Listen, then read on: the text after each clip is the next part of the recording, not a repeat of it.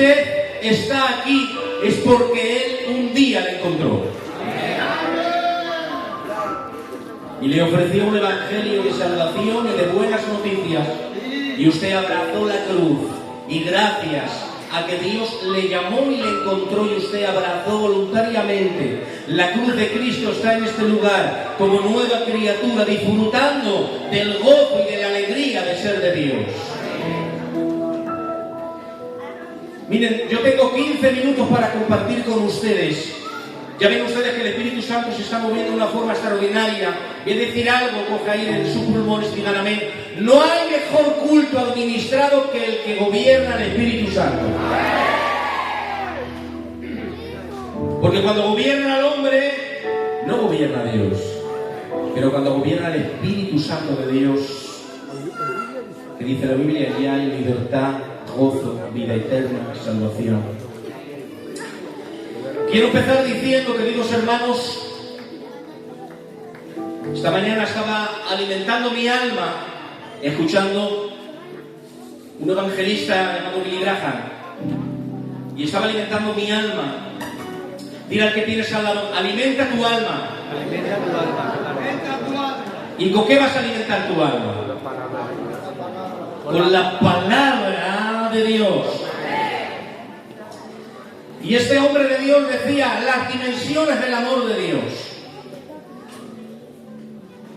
Los científicos han podido medir la distancia del Sol, de la Luna, de algunas estrellas, de algunos cosmos, y hablan de miles de años luz. Hay personas que han sondeado el fondo del mar, hay cientos de metros hacia abajo, y este hombre decía, podemos saber la circunferencia del radio del planeta Tierra, pero me decía, ¿alguien me podría medir el amor de Dios? Y dejaba esa pregunta en el aire y no tenía contestación, porque el amor de Dios es inmedible, inabarcable. El amor de Dios se mete por todos los lados, abarca todos los sitios, llega a todas partes. El amor de Dios es tan fuerte y grande que como el tío Juan se ha despojado de la chaqueta, dice la Biblia que él se despojó para apropiarse y llevar tus pecados en la cruz. Amén. Se despojó de la chaqueta y empezó a tomar tus pecados en la cruz y los llevó sobre su cuerpo, dice la palabra del Señor. Porque los pecados que llevas tú sobre ti pesan demasiado, culpabilizan demasiado, pesan mucho. Los pecados, queridos hermanos, sobre todo para el cristiano, porque, queridos hermanos, la frase para mí más diabólica que puede decir el mundo es: yo no he pecado, soy buena persona. Esa es la frase más destructiva que el humano puede hacer, decir: yo no he pecado.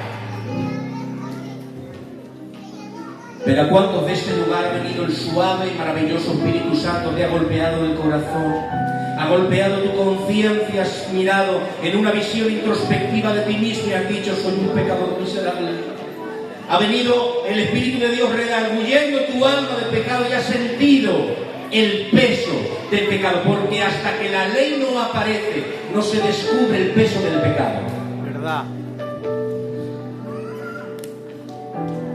Por eso a cada uno de los que estamos en este lugar, cuando el pecado pesa, ¿y sabes a quién le pesa más el pecado? A los cristianos. Porque el mundo no sabe que lleva pecado sobre él hasta que es descubierta por la palabra del Señor. Aunque dice las Escrituras que escrita está en su conciencia, para que nadie diga que no tiene conocimiento para saber discernir y saber lo que está haciendo, está puesta por la ley de Dios en las conciencias. Pero, queridos hermanos, ¿cuánto pesa el pecado al cristiano? ¿Saben por qué? Pregúntenme, ¿por qué pesa tanto el pecado? ¿Qué pesa tanto el pecado? Porque existe un Espíritu Santo.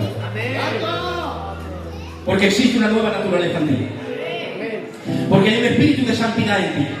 Por eso, el Espíritu Santo te golpea día tras día, golpeando tu conciencia y tu mente cuando no estás haciendo la voluntad de Dios. Cuando en ti hay pecado, cuando no estás en desorden, cuando no estás cumpliendo con los mandamientos de Dios, cuando hasta no tienes el pecado de omisión, que es echar la mano a aquel que está a tu lado. Cometemos tantos pecados a lo largo del día, y sobre todo cuando no estamos en el lugar correcto y en el momento idóneo. Y usted me está entendiendo, porque no quiero acusar a nadie, ni esto va en contra de nadie, esto va para todo el mundo cristiano. Quiero decirte algo: el peso del pecado pesa mucho, te arrastra, te lleva.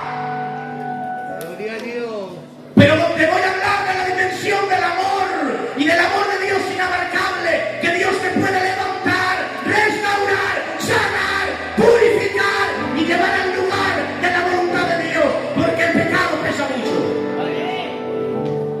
Gloria a Dios. Aleluya.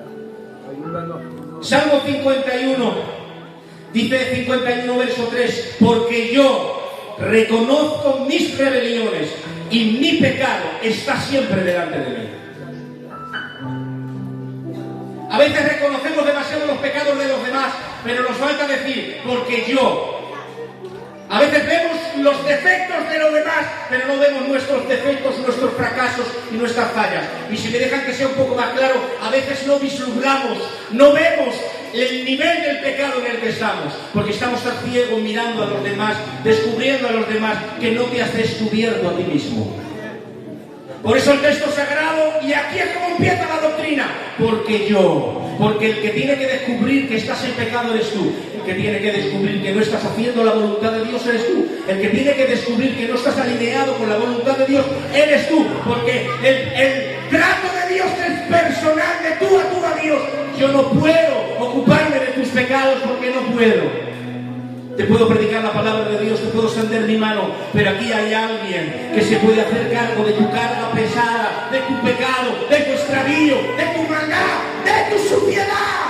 Aquí hay alguien que lleva sus manos extendidas y que, si te fijas un poquito por medio de la fe, verás sus manos horadadas y su costado abierto, y de su cuerpo emana sangre y agua para limpiar los pecados de la humanidad y de todo aquel que viene arrepentido a los pies del Señor. Porque yo reconozco mis pecados y mis rebeliones. ¿Saben ustedes que David era cristiano? Era el cantor de Israel, el que Dios había usado para traer liberación al pueblo de Israel. Sin embargo, aunque el Espíritu Santo estaba en él, venía, lo tomaba, administraba, cogía un arpa, tocaba, y aquel tormento de Saúl se iba, porque era un hombre lleno de Dios. Pero déjenme que les diga algo, que nadie se enfade conmigo, porque esto es doctrina. Todos pecamos, todos fracasamos, todos caemos. David, el hombre que al día de hoy le cantan canciones, un hombre diseñado por Dios para una etapa concreta del pueblo de Israel, que nacía del mismo corazón de Dios, fracasó, pecó y cayó. ¿Saben por qué? Porque usted coja la Biblia y dígame un hombre perfecto que no haya fracasado. Coja las Escrituras y dígame un hombre, un apóstol de la Biblia, que no haya hecho un pecado o que haya hecho algo raro. Dígamelo. Yo no he encontrado ni un solo hombre en las Escrituras que no haya pecado. Pero, queridos hermanos, en todos los hombres que leo en las Escrituras, todos se acercan a la cruz de Cristo y son restaurados, levantados. Yo veo a la gente de la Biblia que la única respuesta es Cristo. La única respuesta a tu camino es la cruz de Dios, es acercarte a Dios, es pedir perdón a Dios. Porque yo reconozco mis rebeliones. Y aquí habla de rebeliones porque David se rebeló y tuvo que venir la santa revelación de Dios por profeta Natán. Y cuando fue descubierto, se miró dentro de él y dijo: ay, padre, ¿pero qué he hecho? Porque hasta que no ocurre eso, tú vives como si nada. No, si yo voy bien. Veo un mendigo, le doy 10 euros, voy por la vida bien. Que no se trata de ser buena persona, que lo eres. Se trata de que hay un pecado en ti, que si no lo confiesas y no te arrepientes delante de Dios, te va a pesar tanto. Te va a calar tanto el alma que no te va a dejar dormir. Y desde ahora que yo te estoy predicando la palabra del Señor, el Espíritu Santo te está diciendo: vas a ir para casa y el Espíritu de Dios te va a golpear la conciencia. Y la palabra que te estoy predicando te va a perseguir a tu casa, te va a golpear el alma y te va a decir: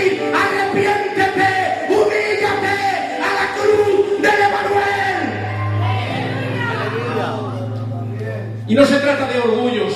¿Cuántas veces, hermanos, yo personalmente he tenido que ir a la cruz, a ponerme de rodillas y a llorar delante de Dios y a decirle: papá, sé propicio a mí que soy pecador?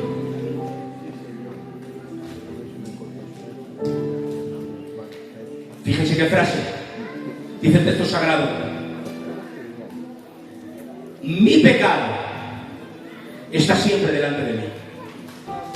Porque aquel pecado que no he confesado y perdonado, que está siempre delante de ti. Al cristiano le acuso mucho más que al de afuera, porque como he dicho antes, el Espíritu Santo te golpea. Miren, hace no mucho me llamó un hermano llorando, no de la iglesia: Daniel, sí, ¿qué pasa? Por favor, ora por mí, estoy enganchado en las máquinas tragaperras y me dejo el jornal y no traigo ni un duro a casa. En una cierta iglesia que no sé, me llamó y dice: le tengo tanto odio a esa persona que no puedo tomar la Santa Cena. De eso estoy hablando. Y mi respuesta para los dos casos fue: arrepiéntete, humíllate delante de Dios, pide liberación a Dios. Humíllate delante de la cruz, dile a Dios que te sane, dile a Dios que te salve. Humíllate delante de Dios. Y uno por teléfono y otro la administré en persona. Le dije: ¿quieres hacer una oración conmigo? Y dijo: sí. Digo: cierra tus ojos y dile: Padre, soy un pecador miserable que estoy atado a un vicio, rómpelo, quiebralo. Que mal se vive esclavo del pecado, que mal se vive subyugado al pecado, que ruinan los hogares. ¡Ay, Padre! ¡Que ruina! Que no hay paz en el hogar, que hay ruina, disensión, rotura.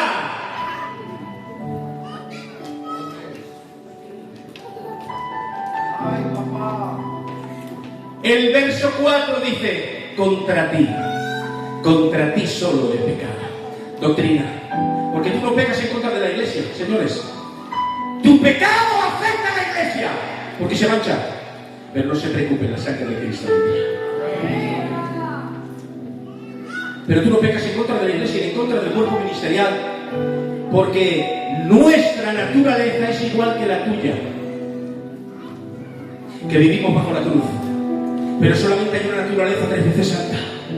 Una naturaleza tan santa y verdadera que su naturaleza expresó su naturaleza en 10 mandamientos. Y dice la Biblia: y nadie puede cumplirlo, como ha dicho el tío Juan, nadie puede cumplir, porque si cumples 8 y transgredes tus mandamientos, ya has transgredido toda la ley, por lo cual, ¿quién se salvará? ¿Quién se salvará? Dice la Biblia que no se salva ni uno. Pero tengo para ti unas buenas noticias hoy. Tengo para ti las verdades del Evangelio. Acude a Cristo, acude a la cruz y serás salvo tú y tu casa.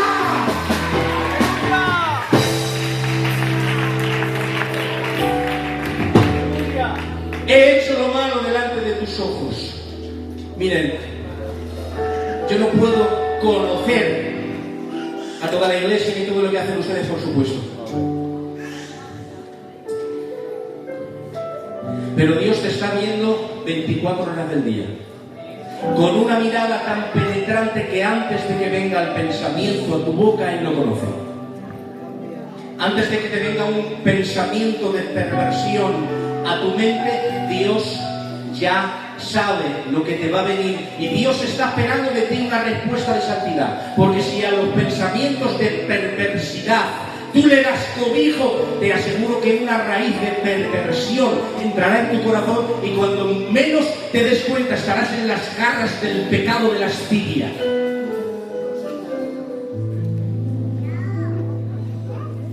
Por eso no se puede vivir lejos de la cruz, no se puede vivir lejos del Evangelio, no se puede vivir lejos de la congregación que te arropa. ¿Y ahora qué hago? ¿A dónde iré? Iré a la casa de mi padre, con mis hermanos, con mi familia. ¡Aleluya! Porque yo sé que en la casa de mi padre, ¿qué hay? Al Padre le digan algo, ¿qué hay? Abundancia de pan. ¿Y de qué pan está hablando? El Cristo de gloria dijo: yo soy el pan de vida que desciende del cielo. Amén. ¿De qué pan cree que está hablando? Y a Dios. Del pan de la religiosidad, del pan del ritualismo, del plan de pasar la mano por encima. Te estoy hablando que Dios te está diciendo: ven a mí, acércate a mí, que yo tengo pan de salvación para ti, yo tengo pan de amigabilidad para ti, yo tengo recursos para limpiarte, me sobran los recursos. Simplemente arrepiéntete. Aleluya.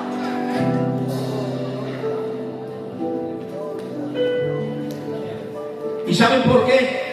Escucha esta frase que te va a calar el alma, te va a calar en lo más adentro y se va a hacer parte de ti. ¿La quieres escuchar esta frase? Amas la verdad en lo íntimo. ¿Qué es esto? Pero qué rica y abundante es la palabra del Señor. Levanten su mano. ¿Cuántos aman la palabra del Señor? Griten un poderoso amén. Y a su nombre. Amas la verdad en lo íntimo. Miren, lo que había dicho el tío Juan en la confesión, no es en el pacto, sino en la confesión que haces antes de tomarlo, en la intimidad. Amas la verdad en lo íntimo, en tu confesión de arrepentimiento genuino y verdadero. Y para que te pasmes, después de confesar tu pecado, dice la Biblia: y en lo secreto me has hecho comprender tu sabiduría. ¿Saben cuál es la sabiduría de Dios? Que Cristo viene pronto y si no te pones a cuentas te vas al infierno. ¿Saben cuál es la sabiduría de Dios? Que si no sueltas el pecado, tu casa se arruina. Que si no sueltas el odio, el rencor hacia las personas, te va a pudrir el alma. Que si no le hablas a tu hermano que llevas tanto tiempo sin hablarle, vas a tener una herida enconada en el corazón y no vas a poder ni dormir, porque el Espíritu de Dios te va a perseguir. ¡Perdona a aquel que te ha herido!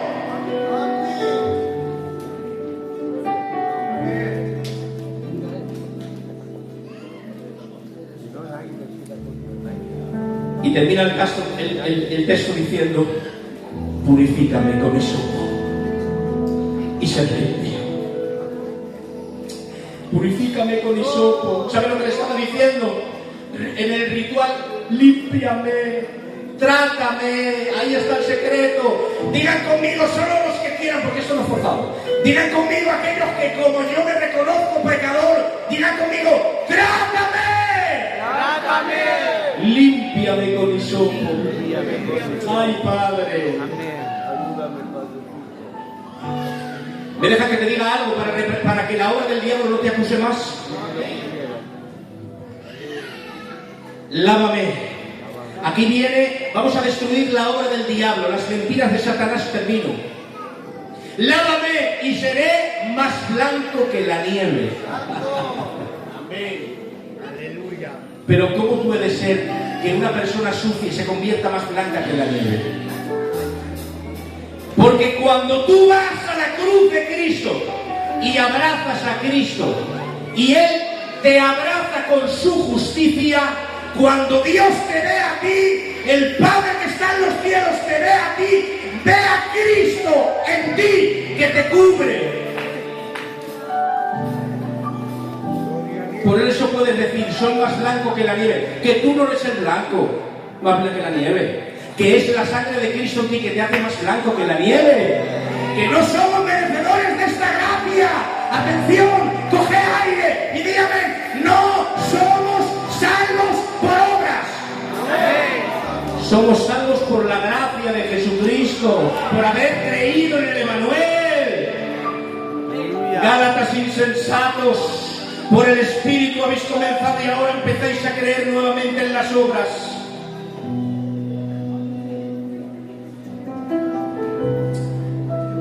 Que no podemos irnos de la gracia del Señor, que no podemos despegarnos de esta cruz, que cuando te despegas de la cruz te arruinas, que cuando te despegas de la cruz te viene una ruina al alma.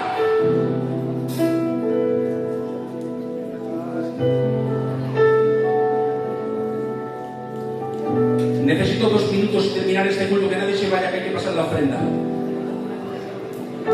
Si hay alguien en este lugar que no tiene segura su salvación y que tiene que decir como David: devuélveme el gozo de la salvación. Porque ¿sabes lo que hace el pecado? Te roba el gozo.